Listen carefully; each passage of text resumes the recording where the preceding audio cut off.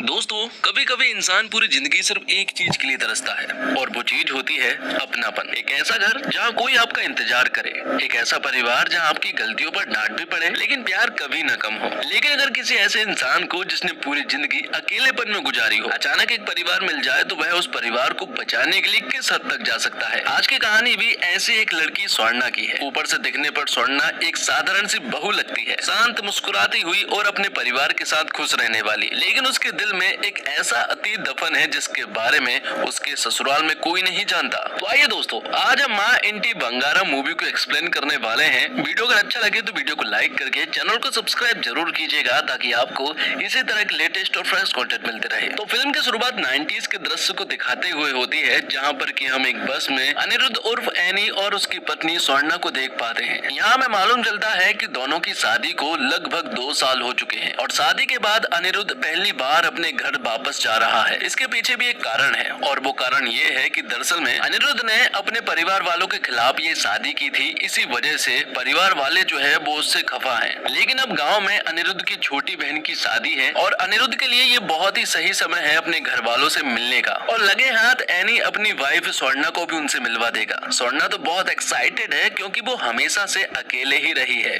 इसी वजह से उसे फैमिली तो बहुत अच्छी लगती है। स्वर्णा यहाँ पर एनी से कहती है कि देखना, मैं चुटकी में ही सभी का दिल जीत लूंगी। और इतना सुनने के बाद एनी हंसने लगता है क्योंकि स्वर्णा को उसकी फैमिली जो है वो बहुत ही आसान लग रही है। लेकिन जबकि ऐसा कुछ भी नहीं है। अब थोड़ी देर के बाद ही वो लोग गांव पहुंच जाते हैं, जहां पर कि एनी का भाई शरद जो है वो उन्हें लेने के लिए आया था। यहाँ में मालूम चलता है कि शरद दरअसल में पुलिस अधिकारी है। तो आने से पहले एनी ने शरद से कह दिया था कि वो सभी को बता दे कि वो लोग आ रहे हैं। लेकिन शरद से यहाँ पर एक छोटी सी गलती हो जाती है और वो ये कि शरद ने अपने पिताजी को ही नहीं बताया है, बाकी सभी लोगों को बता दिया है। ये सुनकर यहाँ पर एनी जो है वो शरद के ऊपर बहुत चिल्लाता है क्योंकि जिस इंसान को बताना चाहिए था उस इंसान को शरद ने बताया ही नहीं है। अब जैसे तैसे ये लोग जब घर पहुंचे ना तो इन्होंने देखा कि घर में शादी की प्रथा वगैरह चल रही है। लेकिन जैसे इनका आना हुआ और सभी लोग इन्हें घूर कर देखने लगे, कोई एक सिंगल पर्सन भी ऐसा नहीं था जो कि उन्हें मुस्कुरा कर देख रहा होगा। इनमें सबसे ज्यादा गुस्सा जो है वो एनी के पिता है और उन्होंने अभी तक एनी को माफ नहीं किया है क्योंकि एनी के पिता के हिसाब से एनी ने उनकी इज्जत खराब की है। क्योंकि एनी के पिता एक बहुत बड़े पॉलिटिशियन है और ये सारी चीजें उनके लिए बहुत ज्यादा मायने रखती है। तो अब ये लोग घर के अंदर तो आ चुके थे लेकिन कोई भी इन्हें ठीक ढंग से नहीं देख रहा था। सभी लोग उन्हें गुस्से में ही देख रहे थे।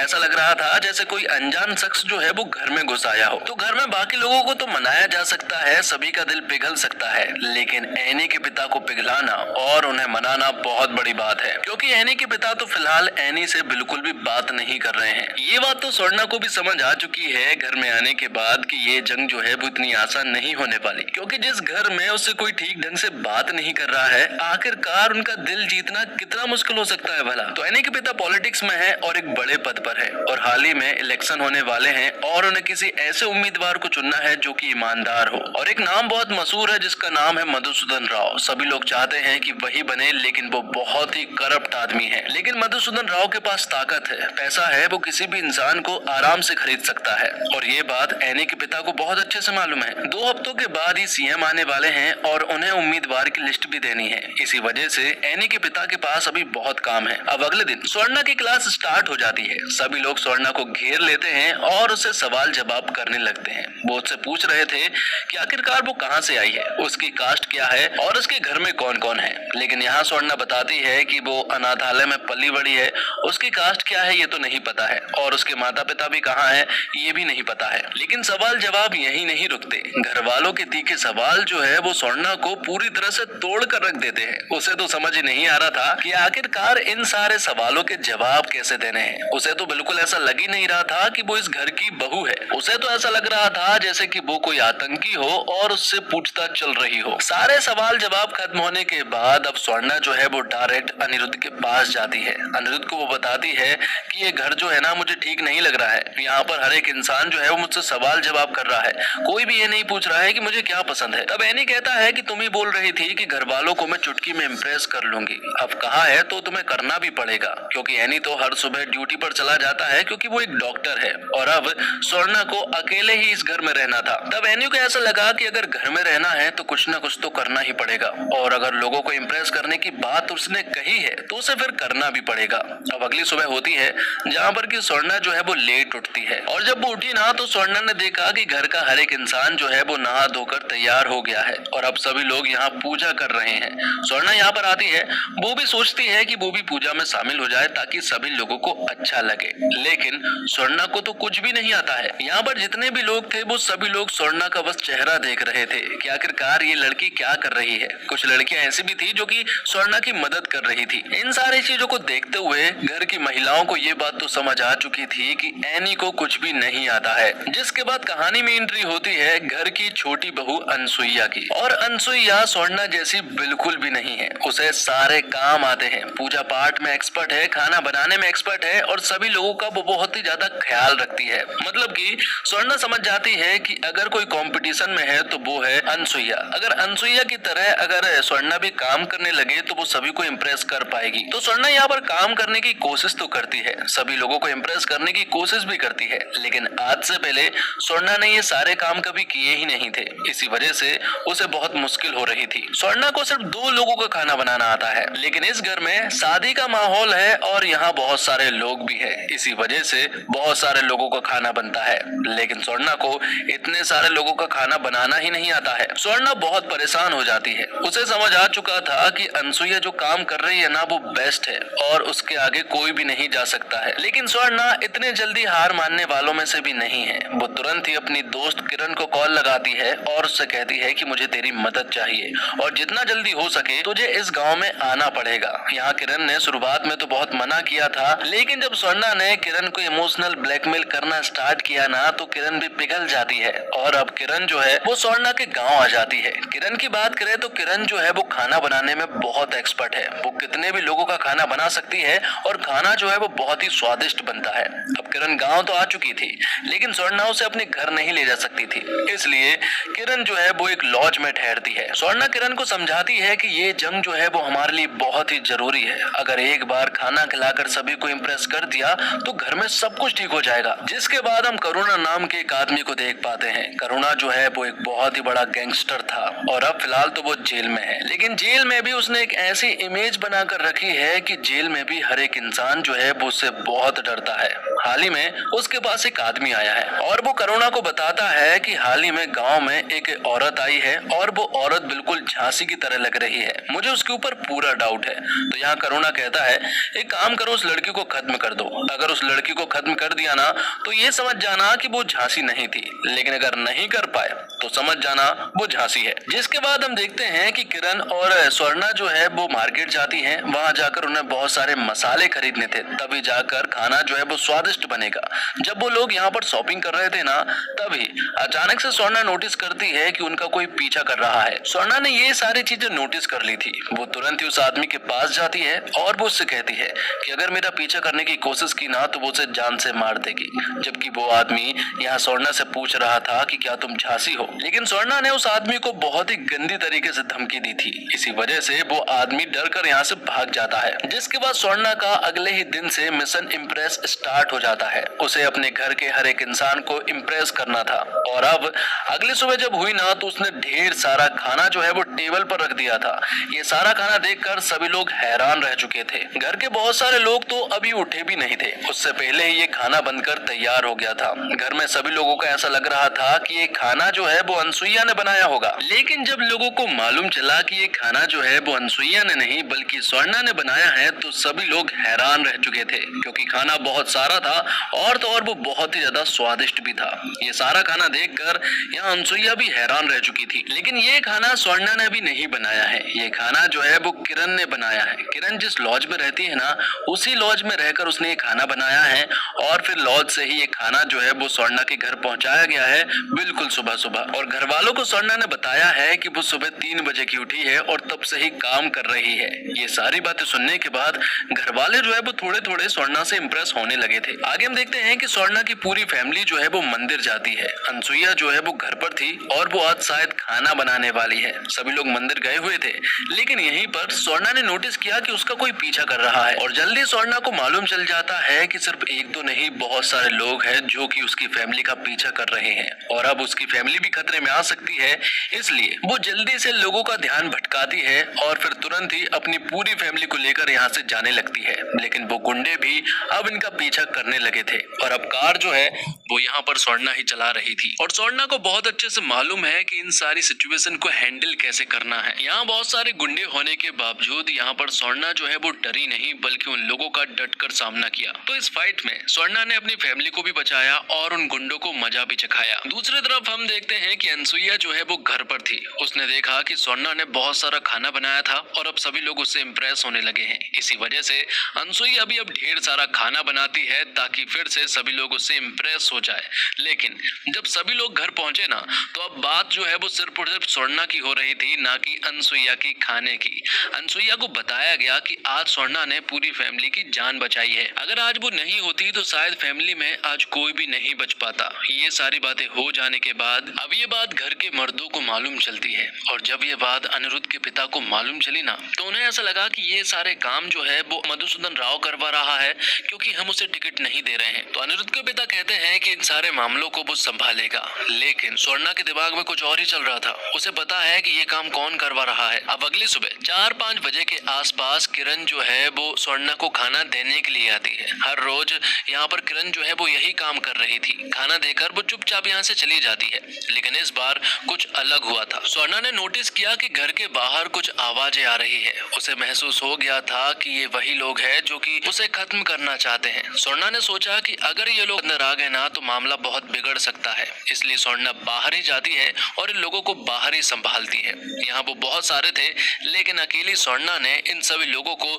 बहुत ही बेरहमी से मारा था। लेकिन इन्हीं में से एक आदमी ऐसा भी था कि इतना पिटने के बावजूद उसे स्वर्णा से बदला लेना था, इसलिए वो स्वर्णा के घर के अंदर चला गया। स्वर्णा घर के अंदर ही थी और जब वो स्वर्णा की तरफ चाकू लेकर भाग रहा था तभी उसका पैर फिसल जाता है और डायरेक्ट चाकू पर गिर जाता है, जिससे कि खुद की ही जान चली जाती है। ये सारी चीजें देखकर यहाँ पर स्वर्णा हैरान रह जाती है। थोड़ी देर के बाद ही स्वर्णा उसकी बॉडी ठिकाने लगाने लगती है। सारे फर्श पर खून ही खून हो गया था। किसी भी पल कोई भी उठ सकता था और ये भांडा यहीं पर फूट सकता था, लेकिन स्वर्णा यहाँ पर बहुत ही संभाल कर काम करती है। वो उस बंदे की डेड बॉडी को एक ऐसे कमरे में लेकर जाती है जहाँ पर कि कोई नहीं होता है और थोड़ी देर के बाद ही यहाँ पर किरण जो है वो थोड़ा और खाना लेकर आ जाती है और जब उसने यहाँ पर उस बंदे की लाश देखी ना तो वो तो चक्कर खाकर ही गिर जाती है।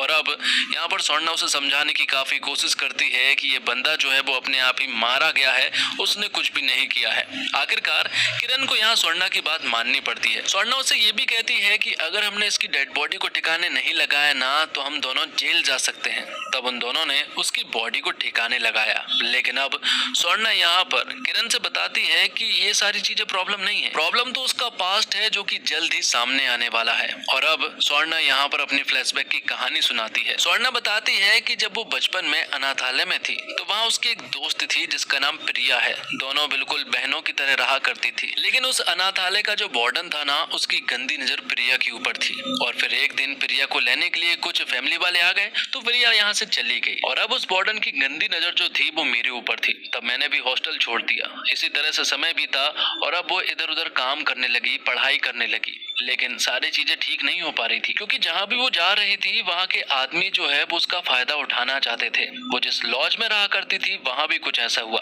तभी उसकी नजर उसी लॉज में एक आदमी के ऊपर पड़ती है जिसका नाम करुणा है। करुणा इसी लॉज में रहा करता है अपनी पूरी गैंग के साथ। उसकी गैंग में कुछ लड़कियां भी थी और वो लड़कियां बहुत ही स्ट्रांग थी, ना कि स्वर्णा की तरह कमजोर। वो खुद को बचाना जानती थी और खुद के फैसले लेना भी जानती थी। अब एक दिन अचानक से लॉज वाला आदमी जो है वो फिर से स्वर्णा के कमरे में घुस जाता है। वो उसके साथ जोर जबरदस्ती करने लगा था।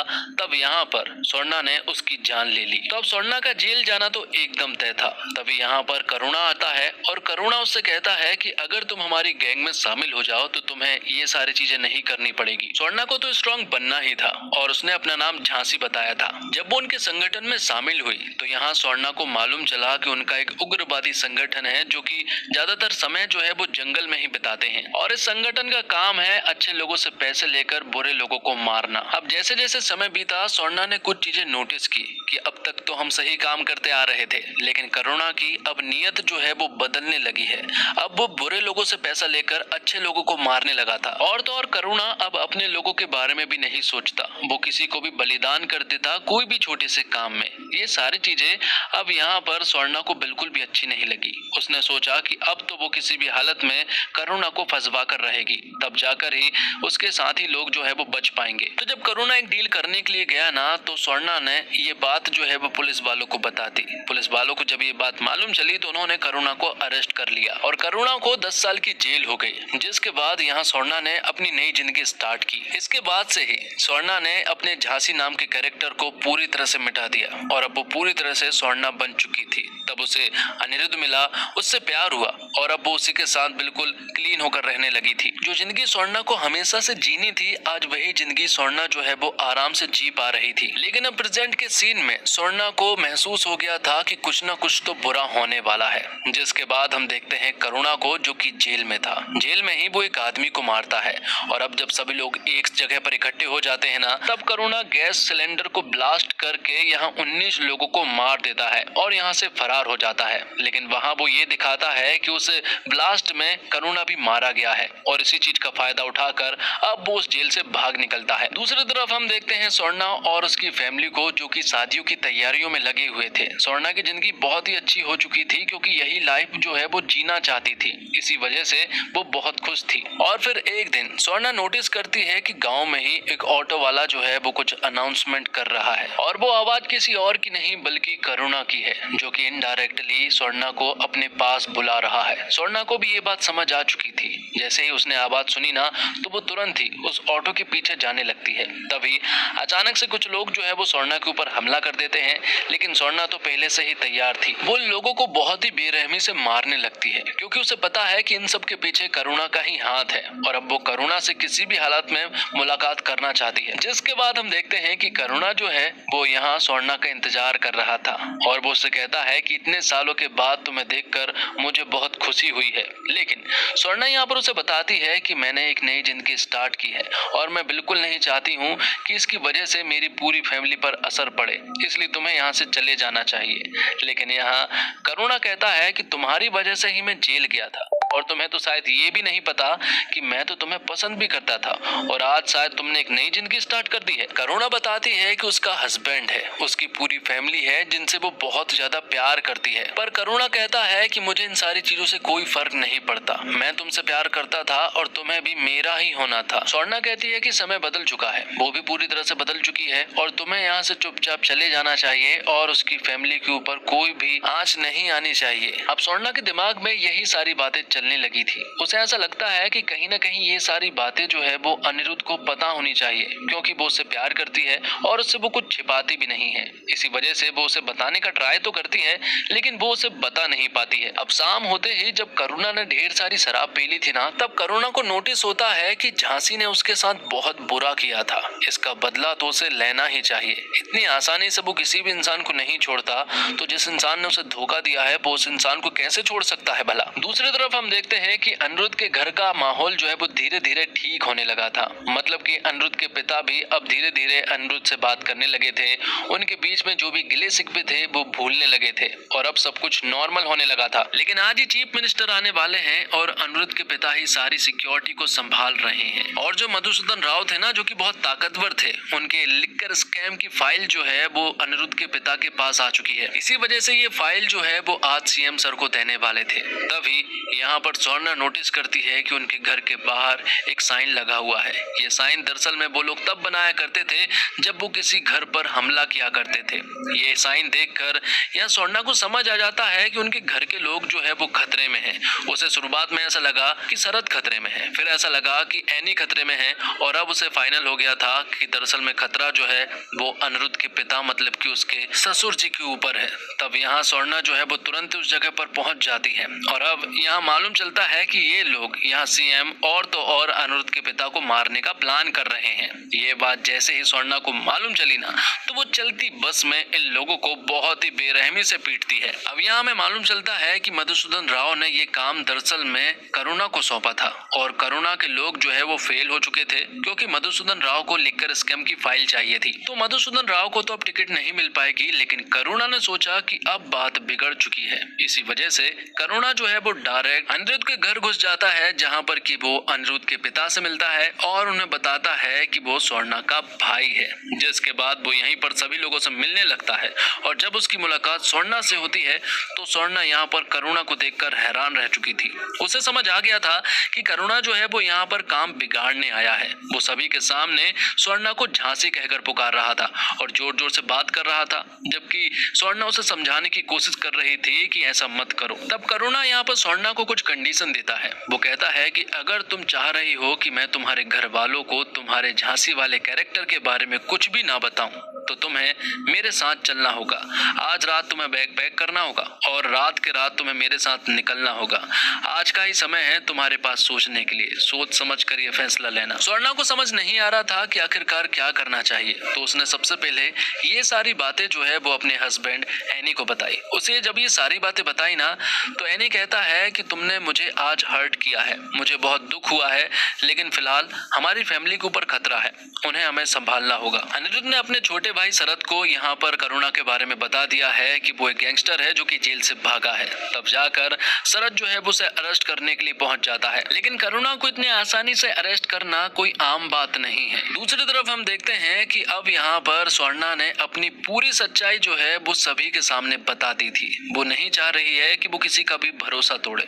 जो भी वो है, जो भी वो थी, वो सब कुछ वो फैमिली के सामने बता देती है और वो उनसे ये भी कहती है कि आज से पहले मुझे इतना प्यार कभी भी नहीं मिला है, इसलिए मैं आप लोगों का भरोसा नहीं तोड़ना चाहती थी, इसलिए आपको मेरे बारे में सब कुछ पता होना चाहिए। स्वर्णा यहाँ पर बहुत इमोशनल हो जाती है। वो बताती है कि उसे कभी भी फैमिली का प्यार नहीं मिला, लेकिन आज जब मिल रहा है तो आज शायद आप मेरी ये सारी सच्चाई जानकर मुझसे नफरत करने लगेंगे, लेकिन ऐसा कुछ भी नहीं था। सभी लोगों ने स्वर्णा को एक्सेप्ट कर लिया था, जिसके बाद हम देखते हैं कि करुणा अरेस्ट जरूर हो गया था, लेकिन बीच रास्ते से ही वो भाग निकला।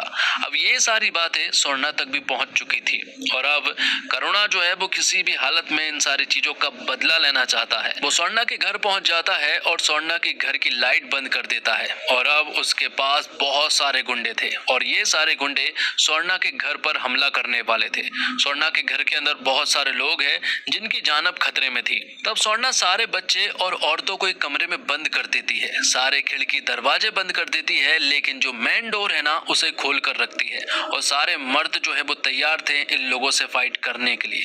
किसी ने भी स्वर्णा को अभी तक लड़ते हुए नहीं देखा था और आज जब करुणा के लोग जो है वो उसके घर के लोगों को पीट रहे थे, तब यहाँ स्वर्णा ने अपना असली रूप दिखाया और इन लोगों को वो बहुत ही बेरहमी से मारना स्टार्ट कर देती है। स्वर्णा की फाइटिंग स्किल को देखकर सभी लोग हैरान रह चुके थे। स्वर्णा के ससुर जी यहाँ स्वर्णा को गन ला कर देते हैं ताकि वो अच्छे से फाइट कर सके, जिसके बाद स्वर्णा जो है वो इन लोगों को बहुत ही बेरहमी से मारना स्टार्ट कर देती है।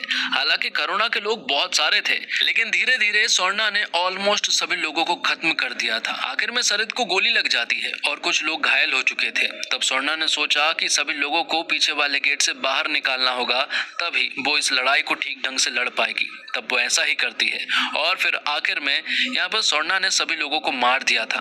अब आखिर में सिर्फ और सिर्फ एक ही इंसान बचा था और वो है करुणा। करुणा बहुत ही खतरनाक है और अब आखिर में करुणा और स्वर्णा के बीच में फाइट होती है।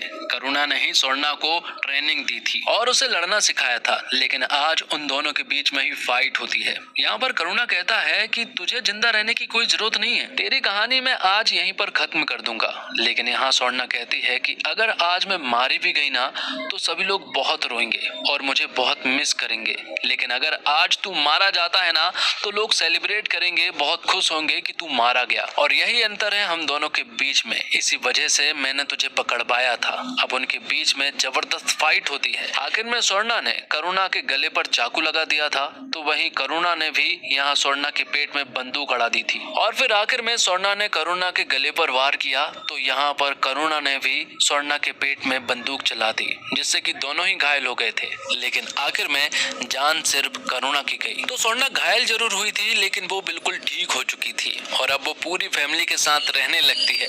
सभी लोग अब उससे डरते भी थे और उसकी बात भी मानते थे, क्योंकि उन लोगों ने यहाँ पर स्वर्णा का असली रूप देख लिया था। इसी वजह से अब वो उससे बहुत ज्यादा प्यार करने लगे थे। और अब इसी के साथ ये फिल्म यहीं पर समाप्त हो जाती है। उम्मीद करता हूँ दोस्तों आपको वीडियो पसंद आई होगी। वीडियो पसंद आई हो तो वीडियो को लाइक करके चैनल को सब्सक्राइब जरूर कीजिएगा, ताकि आपको इसी तरह के लेटेस्ट और फ्रेश कंटेंट मिलते रहे। मिलते हैं और कमाल की वीडियो के साथ, तब तक के लिए आप हमारे चैनल के साथ बने रहिए। धन्यवाद। जय हिंद, जय भारत, जय श्री राम।